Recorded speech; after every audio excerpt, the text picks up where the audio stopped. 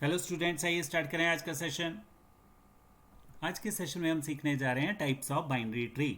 तो tree topic पे हमारे रेगुलर सेशन चल रहे हैं, कोई भी सेशन आपको स्किप नहीं करना है। इवन ट्री का ही नहीं, और भी डेटा स्ट्रक्चर के टॉपिक हम रेगुलरली डिस्कस करेंगे। सेशंस रेगुलरली ले रहे हैं, तो रेगुलर सेशंस देखिए, कोई सेशन स्किप ना करें और डेटा स्ट्रक्चर सब्जेक्ट को साउंड बनाएं, क्योंकि मैक्सिमम क्वेश्चनिंग इंटरव्यू में डेटा स्ट्रक्चर और डीवीएमएस सब्जेक्ट्स में से ही होती है। तो इन सब्जेक्ट्स को आपको हर हाल में साउंड करना है। तो चलिए सीखते हैं टाइप्स ऑफ बाइनरी ट्री। आज का topic types of binary tree में टोटल हमारे पास 8 टाइप्स हैं। तो पहली टाइप है एक्सप्रेशन ट्री, सेकंड है binary search tree, third heap tree, threaded binary tree fourth type है, और फिफ्थ है हाइट बैलेंस ट्री, और six decision tree, seventh M way tree, eighth Huffman tree. तो इन सभी टाइप्स में से आज हम डिटेल में जो सीख रहे हैं वो है एक्सप्रेशन ट्री। तो एक्सप्रेशन ट्री क्या है? Expression tree is a binary tree. Expression tree क्या है? एक बाइनरी ट्री है, और ये हमेशा ही बाइनरी ट्री होता है। और इसे कहाँ कहाँ इस्तेमाल करते हैं? It is use in the process of compiling programming languages and generating machine language codes. तो अगर हमें प्रोग्रामिंग लैंग्वेज को कंपाइल करना है तो तब भी हम एक्सप्रेशन ट्री का इस्तेमाल करते हैं, और मशीन लैंग्वेज कोड जनरेट करने में भी एक्सप्रेशन ट्री का ही इस्तेमाल होता है। तो आपने जाना कि ये किस लिए इस्तेमाल होता है। और एक्सप्रेशन ट्री और किस लिए इस्तेमाल करते हैं? एक्सप्रेशन ट्री जो है एक बाइनरी ट्री है, ये हमने जाना। तो ये अर्थमेटिक एक्सप्रेशन को रिप्रेजेंट करने के लिए भी इस्तेमाल होता है। तो अब अर्थमेटिक एक्सप्रेशन कौन कौन से हैं? जैसे कि a प्लस बी। अब इसको कैसे रिप्रेजेंट करना है? अगर एक्सप्रेशन ट्री बनाकर हमने इस अर्थमेटिक एक्सप्रेशन को रिप्रेजेंट करना है तो कैसे करना है? तो सबसे पहले हमें ऑपरेटर को लेना है। ऑपरेटर को हमने नोड में रख लिया, और इस तरह से लेफ्ट साइड में हमने लेफ्ट का ऑपरेटर ऑपरेंड ऐड कर दिया, और राइट में राइट वाला ऑपरेंड ऐड कर दिया। तो ये बिल्कुल सिंपल जो हमारा बाइनरी एक्सप्रेशन है, इसका हमने एक्सप्रेशन ट्री बनाना सीखा। तो इस तरह से एक और देखते हैं। यहाँ पे हमने सी माइनस डी अरिथमेटिक एक्सप्रेशन लिया है, तो यहाँ पे हम इसको भी सेम इसी वे से रिप्रेजेंट करेंगे। ये सबसे पहले जैसे कि हमने कहा, आपको ऑपरेटर लेना है, ऑपरेटर को नोड में रखा, फिर लेफ्ट साइड का ऑपरेंड आपने ऐड कर दिया, और इसी तरह से राइट साइड वाला।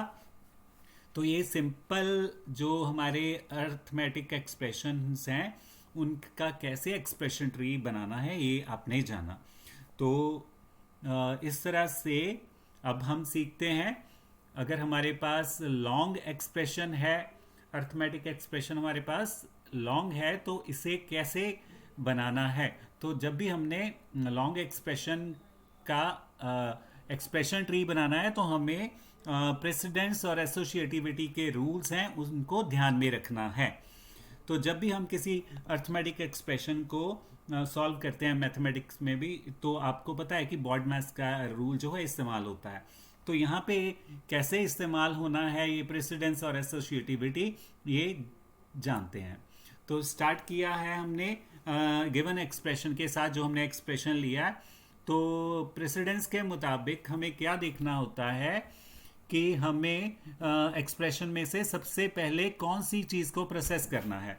तो जो ब्रैकेट्स में हमें दिया हुआ है डाटा या चीज़, उसको हमें पहले सॉल्व करना होता है। तो यहाँ पे नंबर 1 जो लेवल है हमारा, वो किसको सॉल्व करने का है? ब्रैकेट्स को। तो ब्रैकेट्स पे में यहाँ पे हमारे पास सबसे पहले ए प्लस बी हमारा आ रहा है, तो हमने ए प्लस बी का एक्सप्रेशन ट्री क्रिएट कर लिया। और अब बाकी आप देख रहे हो कि ए प्लस बी का कैसे एक्सप्रेशन ट्री बना, आपने जाना पहले भी। फिर star c minus D slash E लिखा हुआ है हमने। तो अब क्या करना है? जैसे कि हमने प्रेसिडेंस के रूल के अकॉर्डिंग जाना कि हमें पहले ब्रैकेट्स को सॉल्व करना है। तो अब a प्लस बी वाली ब्रैकेट सॉल्व हो गई है, तो अब हमें c माइनस डी वाली ब्रैकेट का एक्सप्रेशन ट्री बनाना है। तो c माइनस डी का ये एक्सप्रेशन बन गया। तो इस तरह से अब हमारे पास एक्सप्रेशन ट्री में नेक्स्ट स्टेप में हमें क्या देखना है, तो हमारे पास स्टार बचा है, स्लैश और ई बचा है। तो अब हम देखेंगे कि इनमें से अब हम किसको प्रोसेस करेंगे पहले। सबसे पहले तो हमने ब्रैकेट्स को कर लिया, ब्रैकेट्स के बाद किसको प्रोसेस करना है। तो ब्रैकेट्स के बाद हमारे पास जो ऑपरेटर्स हैं वो है मल्टीप्लिकेशन और डिवीज़न का। तो एक्सप्रेशन में दोनों में से कौन सा पहले आ रहा है, जो पहले आ रहा है वो प्रोसेस होगा। तो मल्टीप्लिकेशन वाला पहले आ रहा है, तो मल्टीप्लिकेशन को हम अब लेंगे। तो मल्टीप्लिकेशन को हम ऑपरेटर, जैसे कि हमें पता है एक्सप्रेशन ट्री बनाते हैं तो ऑपरेटर को हम टॉप पे रखते हैं। तो अब जो स्टार है वो टॉप पे चला गया और स्टार के लेफ्ट वाला लेफ्ट में आ गया, ऑपरेटर के राइट में जो था राइट में आ गया। तो इस तरह से अब हमारे पास स्लैश ई बचा है। तो अब एक ही ऑपरेटर है हमारे पास, तो अब जो है स्लैश जो है वो हमारा टॉप नोड बन जाएगा, रूट नोड बन जाएगा, और जो ई है वो राइट पे चला गया। तो इस तरह से लॉन्ग एक्सप्रेशन का आपने एक्सप्रेशन ट्री देखा। तो एक्सप्रेशन ट्री आपने बनाना सीख लिया है।